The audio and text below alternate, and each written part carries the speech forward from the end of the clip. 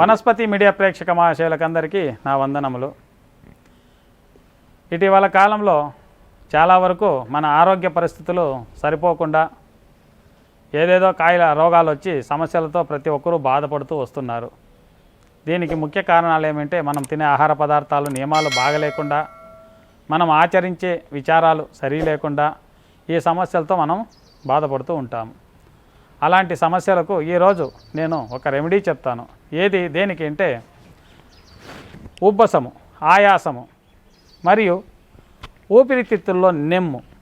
ఈ ఊపిరితిత్తుల్లో నెమ్ము ఎక్కువైనప్పుడు కఫం అంటే ఉమ్మ ఎక్కువయ్యి విపరీతంగా బాధిస్తూ ఉంటుంది.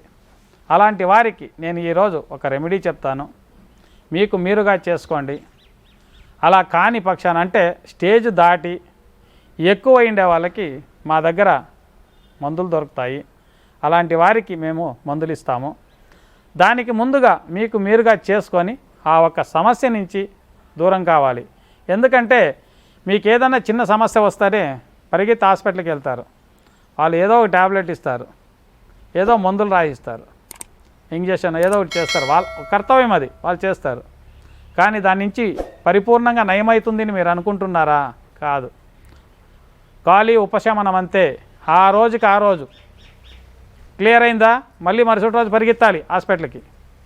అలా కాకుండా నేను ఈరోజు మీకు చెప్తున్నది ఒక రెమెడీని పరిపూర్ణంగా మీకు మీరుగా చేసుకోండి. మళ్ళీ ఫోన్ చేసి ఆ ఆకు ఎక్కడుంది, ఈ తీగ ఎక్కడుంది, ఆ పోక ఎక్కడుంది అని అడగండి. మీకు మీరుగా ఎత్తుక్కుంటేనే మీకు వైద్యం అనేది దొరికేది. డబ్బులు ఖర్చు పెట్టేంత లేదు.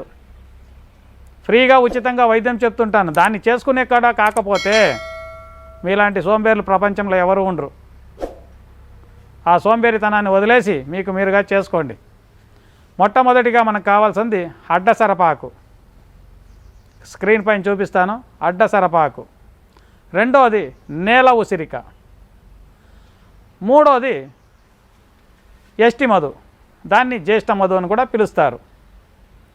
ఈ మూడింటిని సమప్రమాణం తీసుకొని బాగా కొట్టి చూర్ణం చేసుకోవాలి. వీటిని అంతా ఎండబెట్టి చూర్ణం చేసుకొని ప్రతినిత్యము ఒక్కొక్క 1/4 స్పూన్ నోట్లోకి వేసుకొని వేడి నీళ్ళు తాగుతూ వస్తే ఈ ఊపిరితిత్తుల్లో ఉన్న నెమ్ము కరిగిపోతుంది. ఆ నెమ్ము ప్రతిరోజు అవతల పోతూ ఉంటుంది నీళ్ళలాగా. అలా పూర్తిగా ఖాళీ అయిపోయి ఎప్పుడు వాటర్లా కనిపిస్తుందో ఆ సమయంలో ఇంకొక రెమెడీ చెప్తాను. దాన్ని చేసుకోండి, సంపూర్ణంగా నయమవుతుంది మీకు. మొదటికి కావాల్సింది సదాపాకు. స్క్రీన్ పైన చూపిస్తాను. సదాపాకు, దాన్ని సన్యాక్ అని కూడా పిలుస్తారు.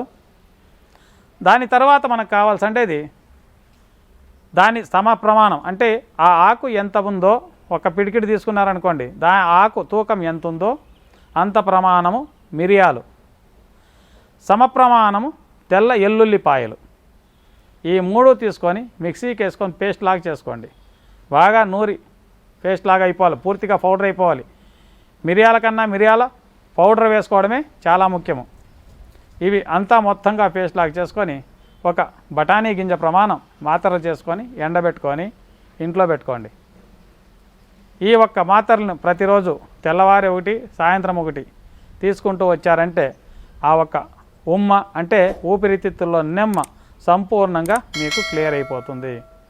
ఆస్తమా, ఉబ్బసము, ఆయాసము ఇలాంటి సమస్యలు కూడా పరిహారం అవుతాయి. మీకు మీరుగా చేసుకోండి దయచేసి. మీకు కాని పక్షాన ఆ సమస్య ఏదుందో మాకు తెలిపారంటే దానికి సంబంధించిన మందులు మీకు పంపిస్తాము. ఫోన్ చేసి దీన్నే పంపించండి అని అడగండి. మేము ఇచ్చే మందులు మీరు తీసుకోండి, అప్పుడు మీకు నయం అవుతాయి. నమస్కారం.